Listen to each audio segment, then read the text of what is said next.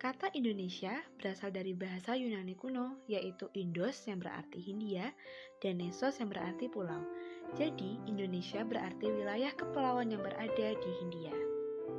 Indonesia merupakan negara yang diberi julukan negara kepulauan, yaitu negara yang terdiri dari pulau-pulau, baik pulau-pulau besar hingga pulau-pulau kecil.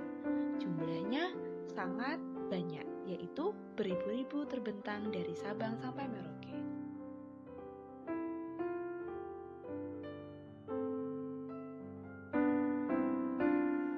Ini merupakan salah satu keunikan negara Indonesia. Dalam wilayah yang sangat luas dan ribuan pulau tersebut terkandung di dalamnya sumber daya alam yang kaya, baik di darat maupun di laut. Semua itu dapat menjadi potensi ekonomi Indonesia loh yang dapat dimanfaatkan masyarakat maupun negara dalam ekspor dan impor agar terwujud Indonesia yang sejahtera, aman, dan makmur. Kata Indonesia berasal dari bahasa Yunani kuno yaitu Indos yang berarti Hindia dan Netos yang berarti pulau. Jadi Indonesia berarti wilayah kepulauan yang berada di Hindia.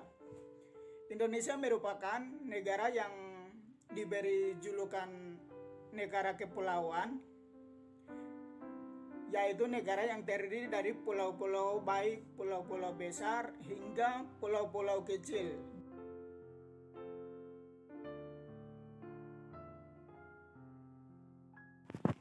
Arti menjadi manusia Indonesia.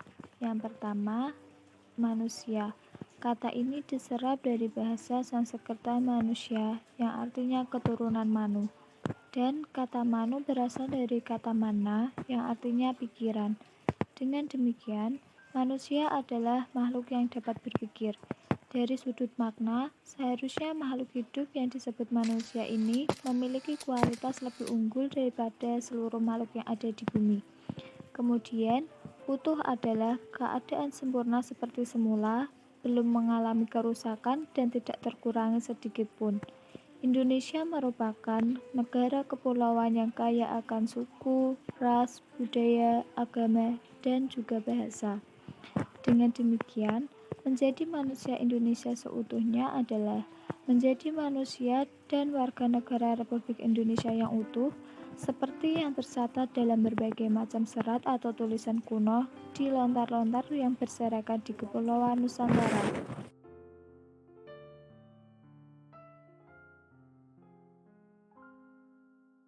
Berbahasa yang baik dan benar. Penggunaan bahasa Indonesia yang baik dan benar terdiri dari kata baik dan benar yang keduanya memiliki arti. Dari tabel di atas, kita bisa melihat perbandingan antara bahasa Indonesia formal dan bahasa Indonesia informal. Bahasa yang benar.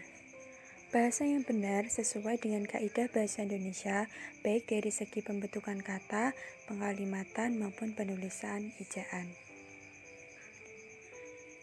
Berbahasa yang benar mengacu pada penggunaan bahasa pada situasi formal yang menuntut penggunaan bahasa Indonesia yang baku.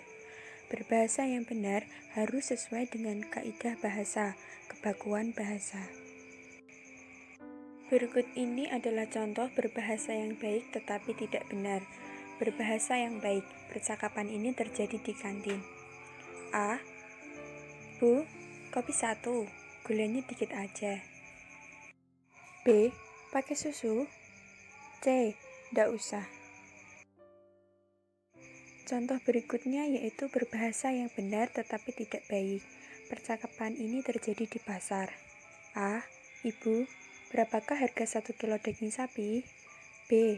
100.000. A. Bolehkah saya menawar 85.000? Yang terakhir adalah contoh berbahasa yang baik dan benar. Percakapan terjadi di dalam rapat. A. Kami belum dapat memberi keputusan karena kami harus melaporkan terlebih dahulu masalah itu kepada pimpinan. B. Kalau demikian, kami akan menunggu keputusan dari tim Bapak.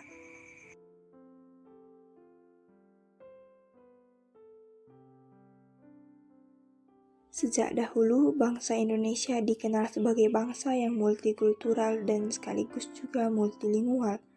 Hal ini berarti bahwa setiap suku atau kelompok etnik mempunyai tradisi dan kebudayaannya sendiri, termasuk keanekaragaman bahasa Indonesia hingga kini menjadi perisai pemersatu bangsa.